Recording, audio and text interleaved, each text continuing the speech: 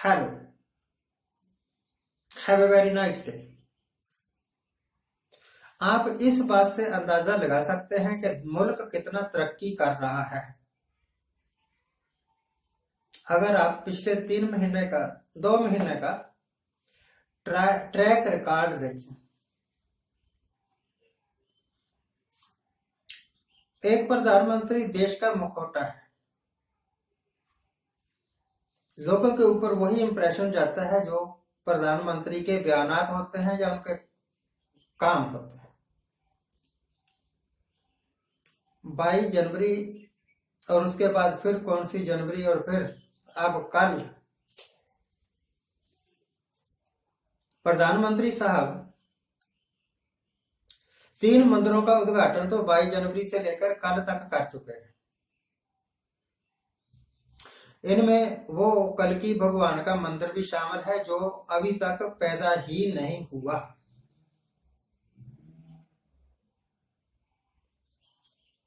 Hindu mythology के मुताबिक 9 अवतार हो चुके हैं। 10वां अवतार होगा तब जब कल्कि भगवान धरती पर आएंगे। वो तो पता नहीं आएंगे, कब आएंगे, नहीं आएंगे। जो बात अभी फ्यूचर में है, जो अभी होनी ही नहीं है, उनका मंदिर बन गया और उसकी पूजा भी शुरू हो गई। एक तरफ ये है, बहुत बार अयोध्या में जाके, काशी में जाके कई मंदिरों का उद्घाटन कर चुके हैं और अभी लेटेस्ट एक मुस्लिम देश में भी जाके उद्घाटन कर दिया किसी मंदिर का। अब कल्कि भगवान के मंदिर का भी उद्घाटन कर दिया। मुझे इन बातों से कुछ इरिटेशन नहीं होती, पर एक सवाल पैदा होता है, अगर हमारे ये देवी देवता सारे सच्चे हैं, सच्चे थे, तो जब अफगानिस्तानी आके सोमनाथ के मंदिर को 17 बार लूट के ले गए तो इन भगवानों ने अपनी रक्षा खुद क्यों नहीं की? क्यों नहीं की रक्षा? लोग आते रहे, चढ़ावे चढ़ाते रहे, मंदिर दोबारा दोबारा बनते रहे, उधर से मुगल पठान आते रहे, मंदिरों को लूट के ले जाते रहे। तो ऐसे भगवानों को मानने का फायदा क्या है जो अपनी रक्षा भी नहीं कर सकते? और यही अब हो रहा है। नए से नए मंदिर का उद्घाटन करते रहो। आपसे उम्मीद ही और क्या की जा सकती है? जितना किसी का दिमाग होगा उतना की प्रयोग करेगा। जवाहरलाल नेहरू ने एक बात कही थी कि भाखड़ा बांध आधुनिक भारत का मंदिर है। Bhakra dam is the temple of modern India, और वो आज साबित हो गया हुआ। भाखड़ा डैम से जो बिजली बनती है, भाखड़ा डैम जैसे और बहुत सारे डैम्स जहां पर बिजली पैदा की जा रही है, जहां पर पानी को रोका गया है और उस पानी को नहरों के द्वारा उन रिमोट इलाकों में पहुंचाया गया जहां पर पानी था ही नहीं, और वहां पर फसलें होनी शुरू हो गई। फसलें होनी शुरू हो गई, उत्पादन देश का बढ़ा, देश का नाम बढ़ा। 1947 से पहले कई बार भूखमरी के कगार पर चले जा चुके थे हम, क्योंकि अकाल पड़ जाते थे। अब उससे निजात हासिल होगी, और ये निजात हासिल उस दूरदर्शी सोच के कारण हुई है जो हिंदुस्तान को आजाद होने के साथ ही मिली।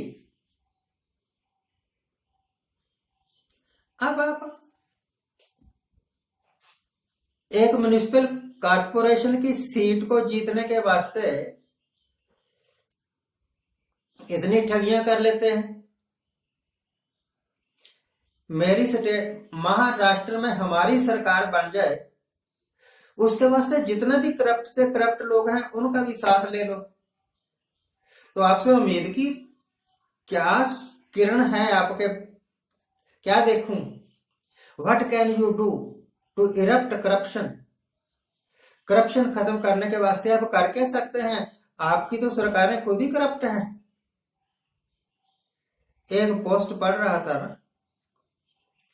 कहने लगे कि 5-7 गुरु साहिबान का नाम लिया, मोदी ने फलाने गुरु का 500 साला मनाया, फलाने गुरु का 400 साला मनाया, फलाने गुरु का ये, ऐसे करके बाल दिवस घोषित कर दिया।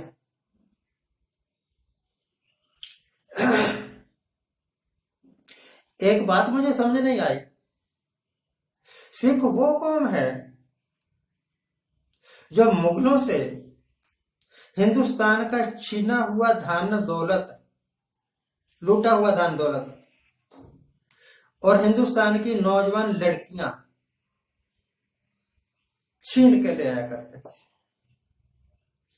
ये हिंदुस्तानी है, चाहे हिंदुस्तानी धन है, चाहे हिंदुस्तानी बहू बेटियां हैं, आप कैसे ले जा सकते हैं? जो लोगों की लूटी हुई इज्जतें भी वापस ला सकते थे, मंदिरों का लूटा हुआ धन भी वापस ला सकते थे, सिख, वो सिख कौम इतनी लल्लू पंजू कमजोर कैसे हो गई कि मोदी का मुंह देखना पड़ता है कि है मोदी कहेगा तो गुरु तेग बहादुर का गुरुपुरब दिल्ली में मनाया जाएगा, अदरवाइज नहीं मनाया जाएगा। अगर सिख कौम इतनी कमजोर है तो उसको तो डूबी मरना चाहिए। और वो सिख जो ये सोचते हैं कि अगर मोदी ना होता तो यहां पर ये फंक्शन ही नहीं होते, उन सिखों को भी डूब के मर जाना चाहिए। वो सिख कहने के काबिल ही नहीं है। सिख एक बहादुरों की कौम है, सिख एक सन्यासियों की कौम है, सिख जिंदा शहीदों की कौम है। आपको तो गर्व होना चाहिए कि आपके बुजुर्ग एक हाथ पर अपना सिर रख के दूसरे हाथ से खंडा लेके और लड़ रहे हैं, और अब आप उनके तलबे चाट रहे हो जो हर रोज कहते हैं मुझे कांग्रेस वाले गालियां निकालते हैं।